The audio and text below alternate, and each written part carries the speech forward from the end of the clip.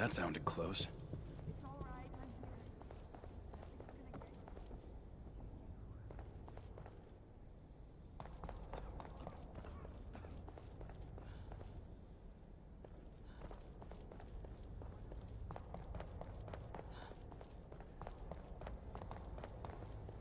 Nothing's gonna get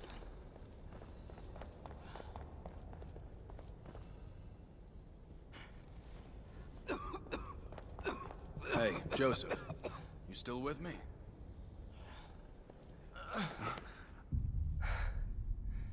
Sebastian, you ever had the urge to just jump? When you're on a high place? Or the subway rolls by?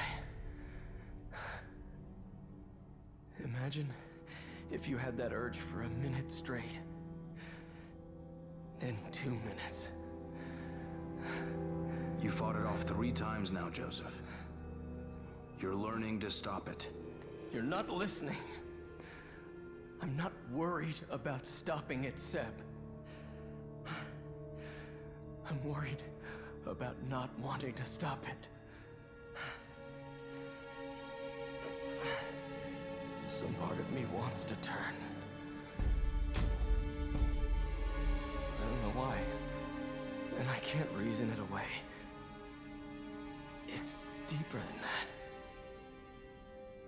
It's like instinct. And it's getting stronger.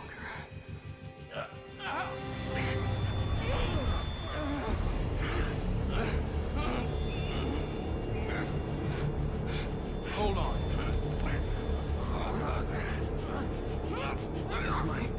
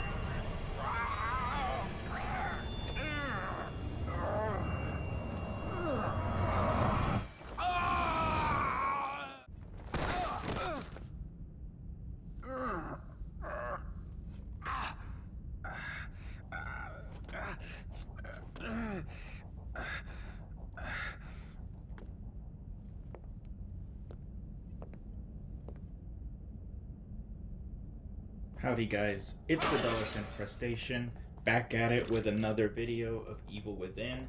It has been a long time. Y'all are probably like, what do you mean it's been a long time? You literally uploaded a video, not like, but like a couple hours ago. That video has been sitting in my gallery for months. I'd better start searching for my partners. My life has been pretty unorganized lately, so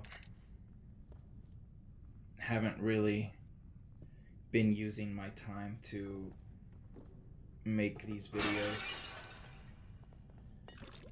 I've been using it stressing out on other things, but we're back. I don't really remember what I was talking about in the last video, or if I was talking about anything at all. But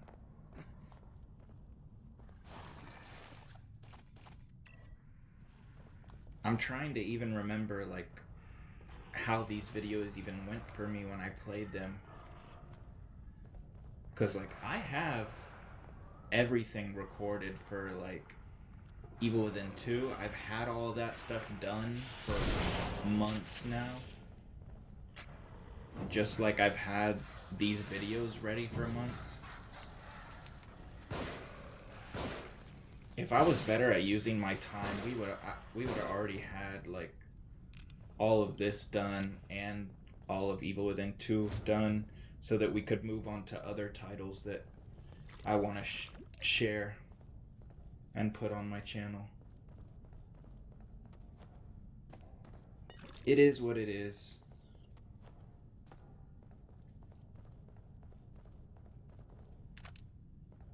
This chapter is a lot of running around. It's you basically need like 3 keys to open one door, and that's how you get to the next section. And then you'll get to see my favorite enemies of the entire game.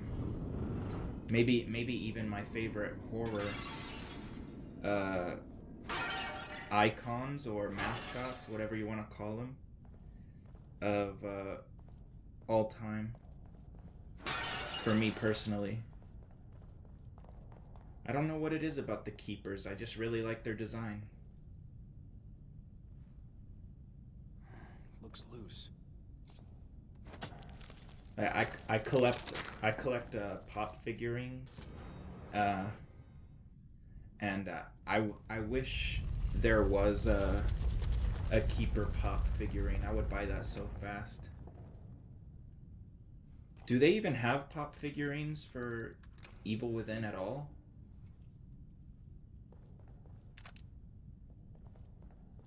Because I would definitely buy a Sebastian as well.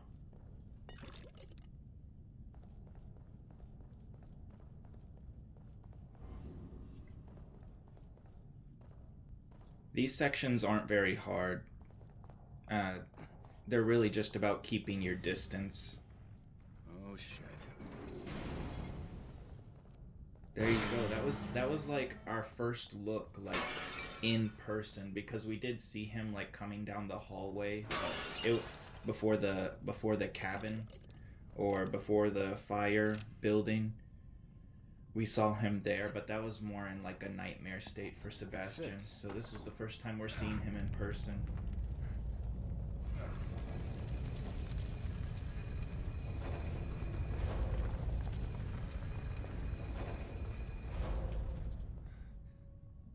But yeah, like I said, this chapter is not hard, especially compared to what we went through in the last video.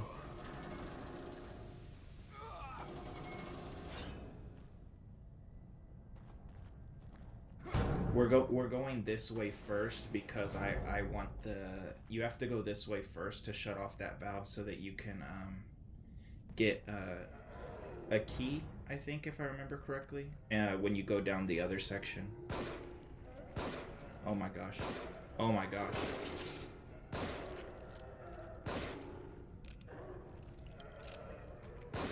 That was terrible. Like, missing those 3 shots was just horrible. I remember that I died. Yeah, you have to shoot him off of that, because him hanging is what's keeping the spikes from going, and if you walk forward, he'll fall down anyway, and then the spikes will kill you. But I remember this was like my second time through because I had died. I don't remember what killed me. I think I was disarming this bomb and it killed me, so I had to redo this section again.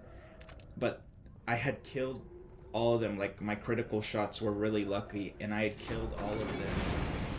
I'd killed all of them in like 1 bullet because my critical shots were so lucky. And then I come back, and that's my maid run. That's what happens. Sometimes I just want to like splice in my like best run with the run that like I was successful on, but I'm not gonna do that because, for one, it'll just like look choppy, and I don't want to make it look bad. There's still like a creature in one of the cells over there, but there's no point in killing him. There's nothing in his room that's of value. Oh, you know what? I think it was the bomb behind that chair that killed me. That's why I didn't disarm it there.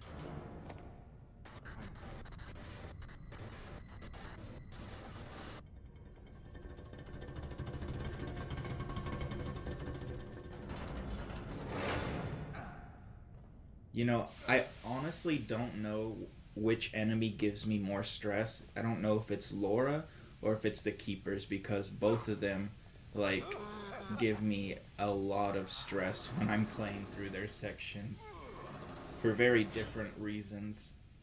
I mean, at least the keepers, they don't kill you in one hit. I mean, they do on Akumu difficulty, but like Laura on every difficulty has a grab animation that kills you in one hit, no matter what you're playing on. Yeah, you can't set the bodies on fire here because it'll blow everything up because of the gas.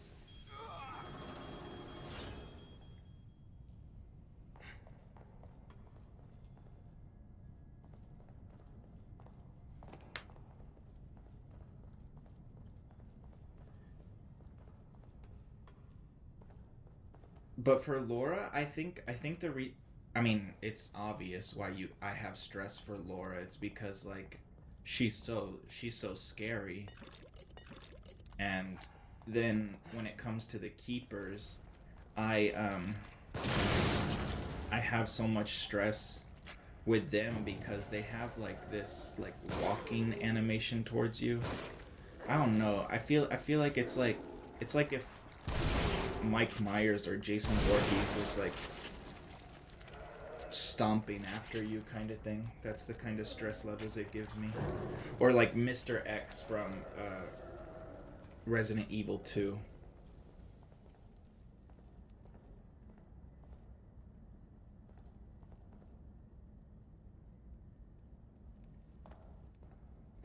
I love that game, Resident Evil 2.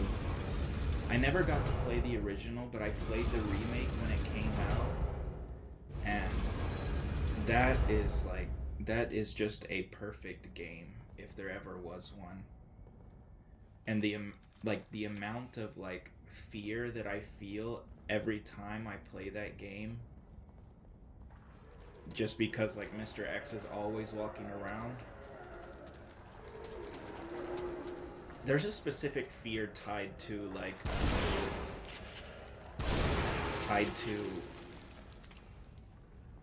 things chasing you. I don't know what it's called, but like I'm pretty sure everybody in the world has that. I mean, that's why literally every horror game or every horror movie that involves like a murderer has like a running scene where they're like running around and freaking out.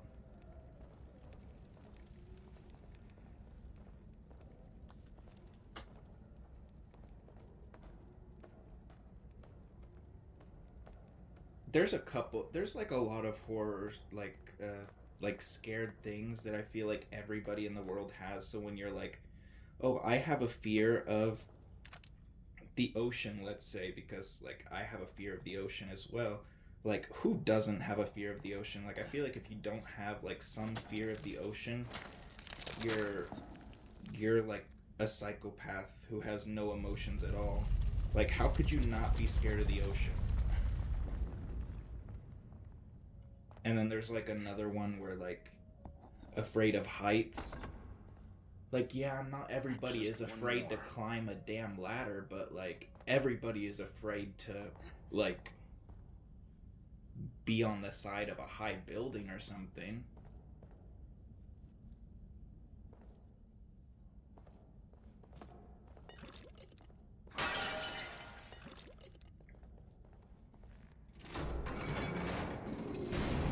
The other side that we went through first was easy, and this side is even easier because like the only dangers, like they give you like one of these big spike traps that I'm riding on top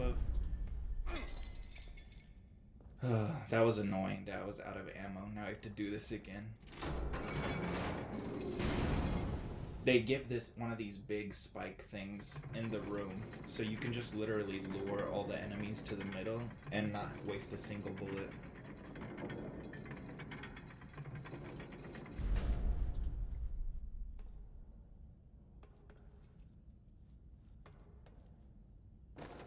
Gotta get all those keys because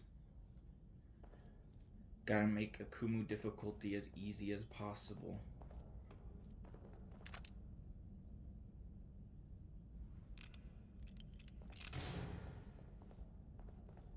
I can't wait to get to Evil Within 2, talk about it, because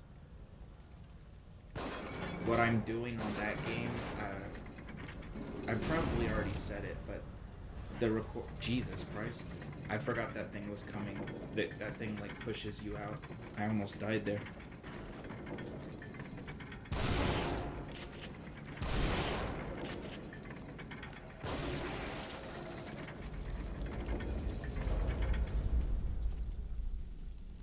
What was I gonna say? Oh, because like with Evil Within 2, I'm playing on classic mode, so you only get like a certain amount of saves, and it's like much harder. I remember playing through that game on the PS4, and I was like, yep, I'm never doing this difficulty again. That was a freaking nightmare. But then, like, for my channel, I want to play through the difficulties, but I also wanted the trophy because I felt like playing those games again anyway, so I was like, I should get it for my channel too, which is the main reason why I want to play them again in the first place, like I did with Uncharted and everything. But yeah, I'm gonna show a lot of running around because I'm gonna draw him into the thing, so that's why I'm speeding this all up.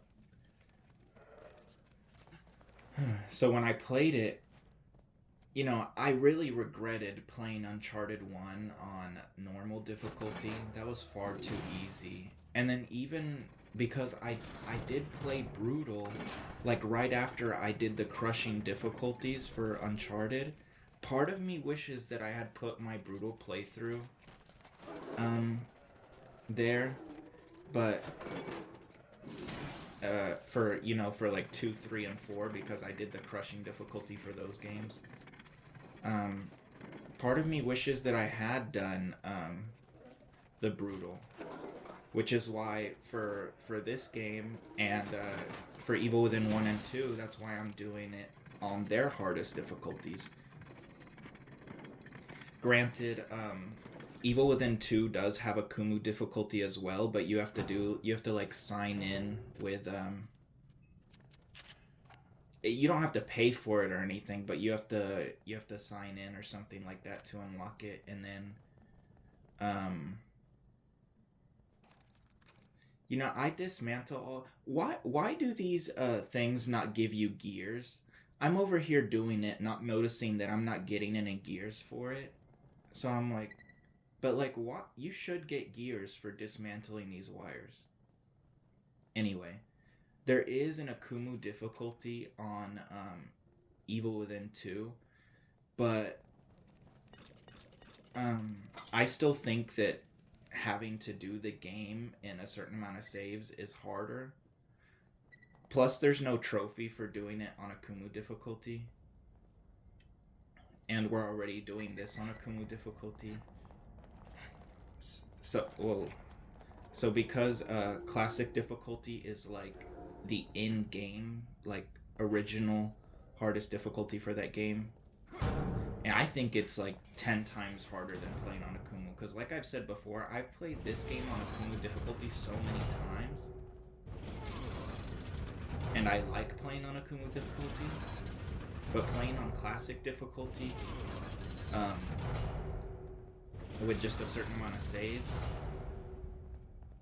I mean, jeez, that was difficult. And I told myself I would never do it again, but I wanted the hardest difficulties for my channel. So I did it. Why did that guy not come down here? He just did not want to come down here. And I am too stingy with my bullets to even use any. I'd rather risk them hitting me one shot. But yeah, I did it. I can't believe that I did it again, but I did. And I'm glad that I have like the recordings to put it on my YouTube channel. There's actually another game that that has a similar difficulty like that I want to put on my channel. Not the difficulty, but the game. And it's Dead Space. The Dead Space remake has a difficulty. I think it's called Zealot difficulty or something. But you get even less saves than you do with Evil Within 2. I think it's a shorter game though, but still, I feel like that game is much harder than Evil Within 2. And I did that one. I followed like a guide, like literally step by step, like every inch for inch, because I wanted to get that trophy. And I wanted to get that they give you this like finger blaster, this foam finger blaster for beating that difficulty. And after I got that difficulty, that was my last trophy. And I really wanted to play through the game again, just to test out the foam finger, but like that mode was so stressful for me that I kind of burned out a little bit. And I had the platinum already, so I never got to play with the foam finger. I'm wondering if when I play through Dead Space again for my channel, if I should let myself use the foam finger in my playthrough, or if I should play through a normal game. I'd be debating that.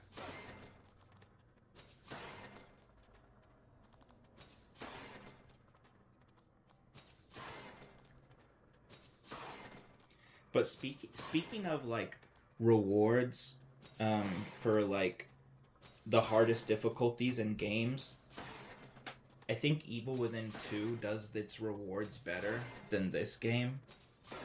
There's one reward that you get for beating classic mode, which is like infinite ammo, and then you also get the brass knuckles like you do in this game. Now, I don't know about the infinite ammo. I feel like that kind of like trivializes the game. I don't really enjoy doing that. But what I think they did better about the brass knuckles in Evil Within 2 than this game is, in this game, if you ever like you have to equip it as if it's like a gun. And you can't even put the brass knuckles in like a shortcut. You have to equip them, and then you have to basically leave them on. And I think even if you leave them on, you'll have like different interactions with items or story elements that will just like de-equip them.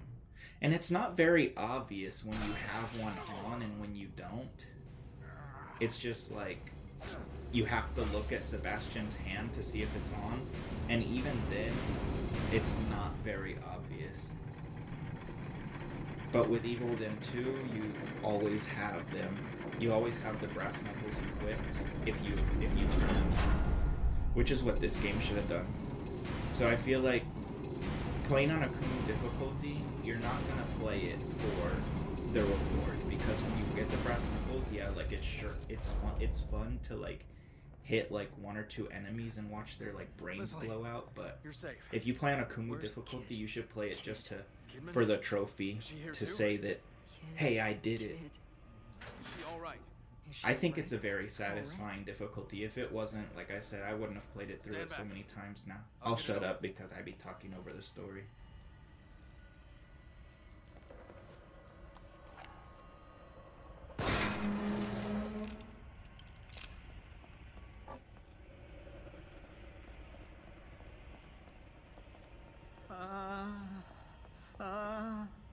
Get it open!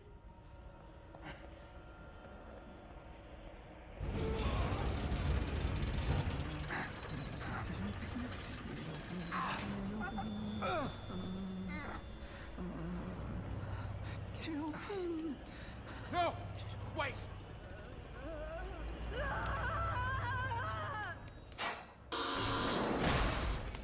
Leslie! Leslie! Leslie!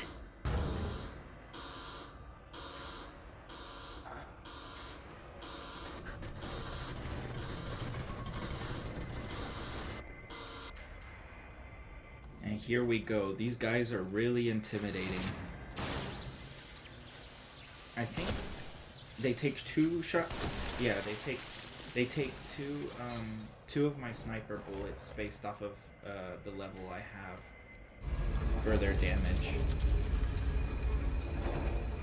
As long as you know where to go, you can end this fight pretty fast. And my dumbass was waiting in front of the wrong door.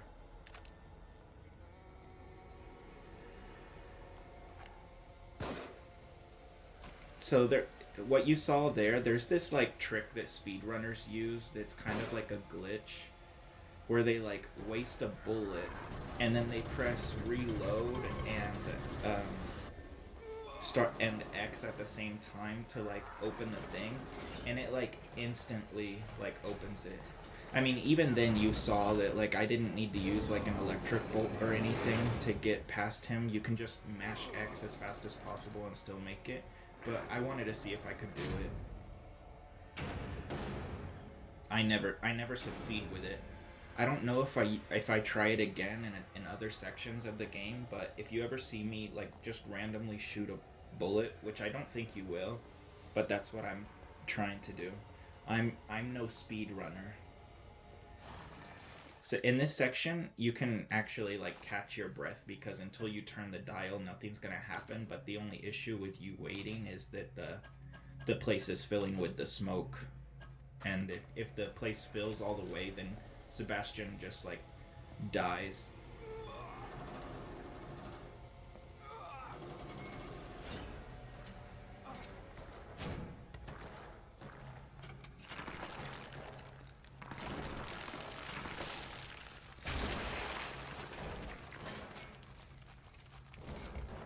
Like, jeez Louise, can you believe that? So here the game glitches a bit. I don't know why. I think it's just like the corner I'm sitting in. If I had just like moved out of the way. See, I don't know. I think it's because I aimed right after touching the right after the cutscene. And I think the game expects you to move forward, but the game glitched, and I had to fill him with way more shots than he was supposed to take. But whatever, we take what we can get. I said just some. I didn't die here or anything, but it's not like I'm gonna kill myself on purpose just because the run didn't go the way I wanted it to. It's just what happens sometimes. Oh my gosh, what am I doing? Anyway, like him breaking his neck to like get into your room because he knows his abilities is to like be able to teleport into other safes around the room is crazy.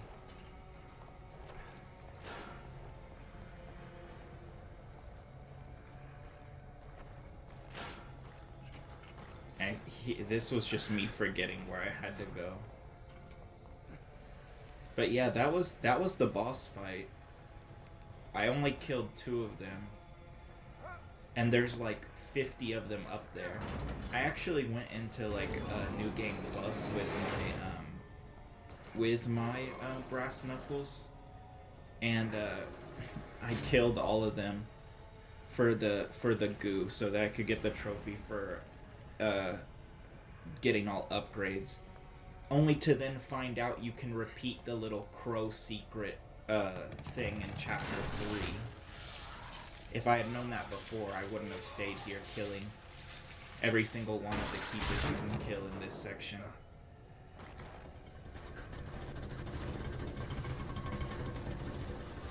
But just being so cold-blooded to kill yourself so that you can get to the person you're trying to kill is just insane. It's part of the reason why I love them as an enemy so much. Finally. They're just like so headstrong in getting their victim, killing their prey. You would never see Laura doing something like that. She's just like a opportunist. If you're surrounded by fire, she's not gonna take a step towards you. She's gonna dip. And when you put damage on her, she runs away, or she like phases through whatever you're shooting at her. The keepers, they don't care what you shoot them with. They're gonna keep coming until they're dead.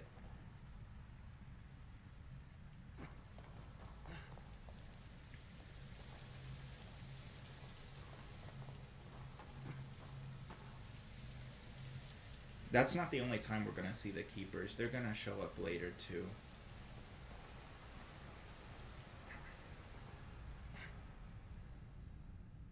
But no time when you see them do I think that they're ever super difficult.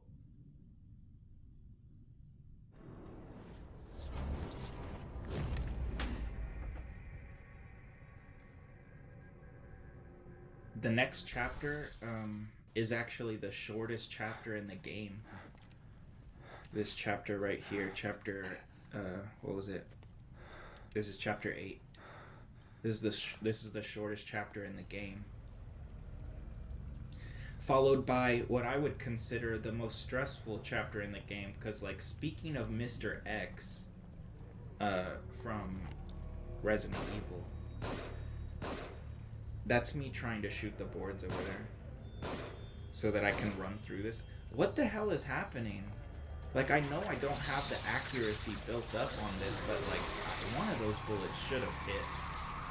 Okay, so what I'm doing here is I watched a speedrunner where he's like able to get this door open, basically, without killing these things. I get extremely lucky here. So, obviously everything in this kills you in one hit because I'm playing on a computer. But those tentacles that sprout out of their stomachs, that kills you in one hit no matter what difficulty you are. I get extremely lucky. Like, how am I killing all of these guys? How has not one swung at me? How did not one tentacle out of like the 6 that were just like swinging in my face not grab me there? Like, I got so lucky. Like, that is such like a crazy thing that just happened to me, and I'm so glad that I got that in the recording. Like, I'm so glad that like they didn't kill me. And I'm kind of even glad that I ran for this like little like thing to try and speed past this section, or else I wouldn't have gotten that crazy footage of luck that I got there, because nobody would have believed me if I didn't have it recorded.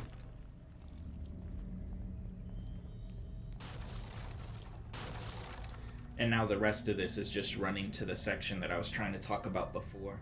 So the next chapter, which is going to be the next video,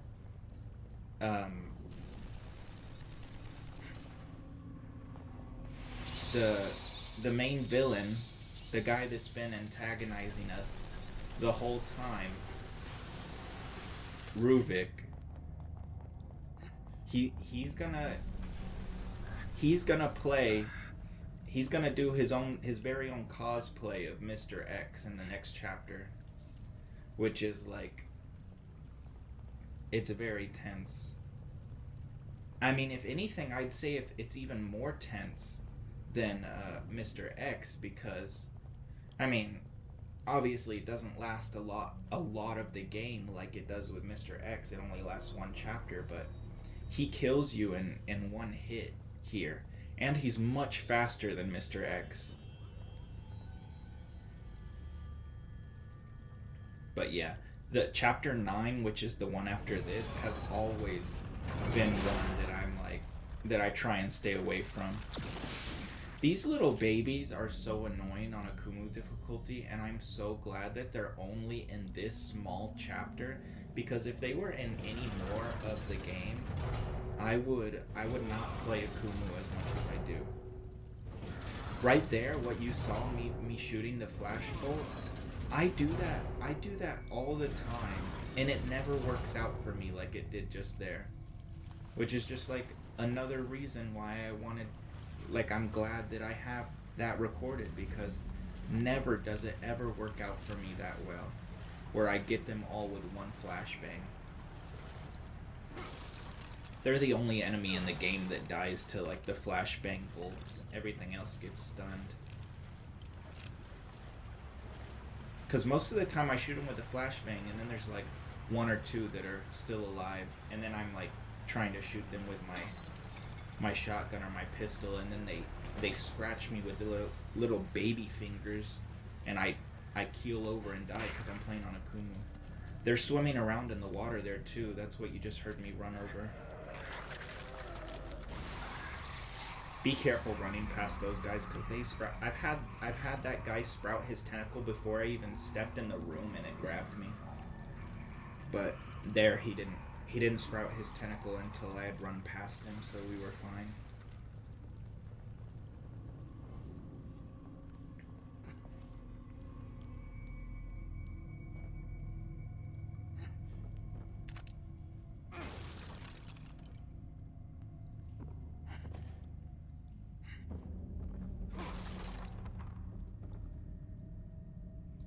So yeah, this is basically the end of the chapter. Like I said, there's like kind of puzzle right here. Not really a puzzle. It's pretty simple. This person here tried to solve the puzzle, but it didn't go well. So the answer to the puzzle is like, well, he obviously used that other side because it has blood on it. So you use the side with no blood.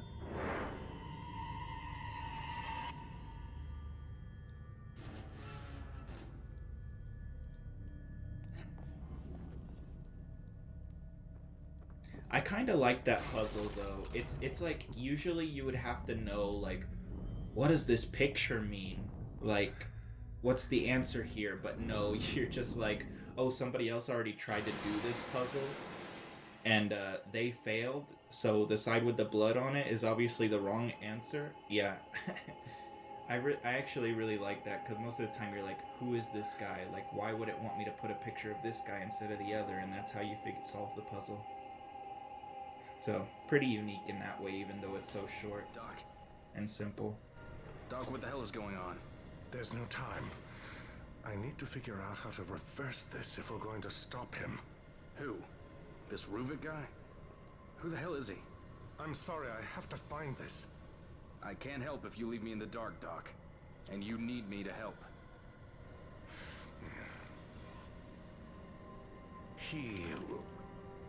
We were working on a method. How can I explain this? It's like linking brains together. Sharing everything on an electrochemical level. Emotion, memory, perception, everything. Directly. It's unprecedented. The implications on psychology, on pharmaceuticals, on consciousness itself. Are you serious? It's a fucking nightmare. Well, I didn't say it was perfect. Especially not with such a unstable host. Great. So your research partner is a psychopath. And we're all inside his head. Not exactly, no. All of us are contributing on some level. But he's the only one with conscious influence. You know how he thinks. What does he want? Well, it's just a theory, but I'd say he wants us dead.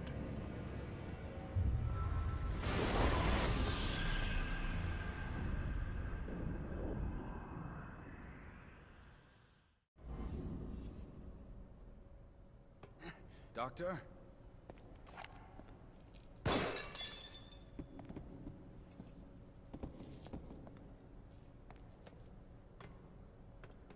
So it wasn't really the end of the video, but like,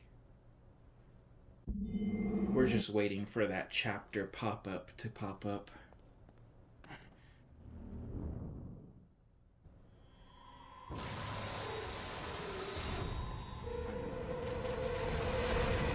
This big ass thing always just appears out of nowhere.